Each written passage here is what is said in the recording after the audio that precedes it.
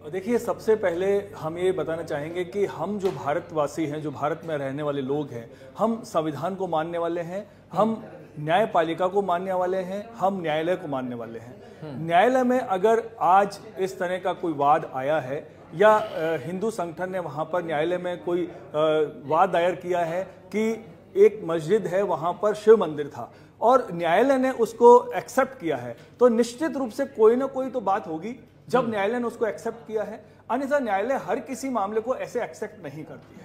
ठीक। दूसरी बात मैं ये कहना चाहूंगा कि जब आक्रांता भारत में आए थे तो क्या वो भाईचारा निभाने के लिए आए थे? बिल्कुल नहीं आए थे। उनको ये लगा कि भारत जो है सोने की चिड़िया है, वो हमारे देश के मंदिरों में जो विश्व के सबसे ज्यादा धनी मंदिर रहे हैं उनको लूटने के लिए आए थे। जो आक्रांत आए थे हमारी मां बहनों को लूटने के लिए आए थे, हमारे मंदिरों का जो धन है वो लूटने के लिए आए थे। और जब हजारों मंदिरों को तोड़ा गया और उसके बाद जब एक भी लोग नहीं बोले, उस समय भाईचारे के कारण नहीं बोले, और अब जब लोगों को सही इतिहास पढ़ाया गया, वास्तविक इतिहास की जानकारी मिली, तब लोगों की वास्तविकता सामने आई है। और अब अगर न्यायालय के माध्यम से कोई चीज होती है तो हम उसका सम्मान करते हैं। ठीक है। सौरभ जी, मैं नाजिम जी को ये कहना चाहूंगा, इनका ये कहना है कि 1192 से पहले वहां पर कुछ भी नहीं था। तो मैं मेरे भाई जो नाजिम जी हैं उनसे ये कहना चाहूंगा कि 1192 से पहले का जो इतिहास है उसको आप पढ़िए। इसलिए हम बार बार कहते हैं कि आप पढ़िए और पढ़ने से इतिहास आपको जानकारी में होगा। 1192 से पहले वहां पर संकट मोचन शिवलिंग का मंदिर था, ये इतिहास में लिखा हुआ है, आप पूरी स्टडी कीजिए। और उसके बाद उस समय वहां पर किसका शासन था, शायद मेरे भाई को यह भी मालूम नहीं होगा।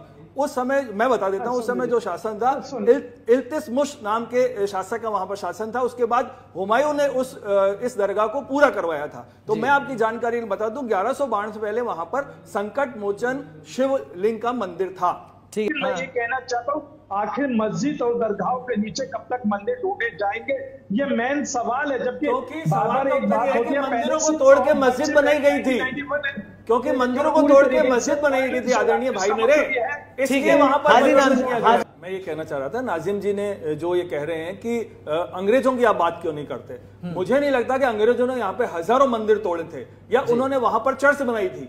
लेकिन मुस्लिम आक्रांता जब भारत के बाहर से आए थे तो वो भाईचारा निभाने के लिए नहीं आए थे, वो यहाँ पर लूटने आए थे। मैं बार बार यही बात कह रहा हूं और ये बात आप भी जानते हैं अच्छे से। और यहां पर जो हमारे हिंदू भाई थे, जिनको डराकर, जिनको धमकाकर, जिनको महिलाओं को 2 रुपए में और पुरुषों को 4 रुपए में मुस्लिम बनाया गया, हमारे हिंदू भाइयों को, जो अधिकांश भारत में जो मुस्लिम है वो इनके पूर्वज हिंदू ही हैं। और इसका अगर आप उदाहरण देखना चाहते हैं, इसका सबूत चाहते हैं, तो बीकानेर के संग्रहालय में चले जाइए, वहां पर वो आपको खत भी मिल जाएगा, वो लेटर भी लिखा हुआ है वहां पर, जहां पर ये स्पष्ट रूप से लिखा गया है कि यहां पर जो भारत के हिंदू हैं उनको मुस्लिम बनाइए और 2 रुपए देकर बनाइए और पुरुषों को 4 रुपए देकर बनाइए, ये स्पष्ट रूप से लिखा गया है। और हमारे अधिकांश जो हिंदू भाई जो भयभीत थे या मौत के भय में थे, वो सब मुस्लिम बन गए।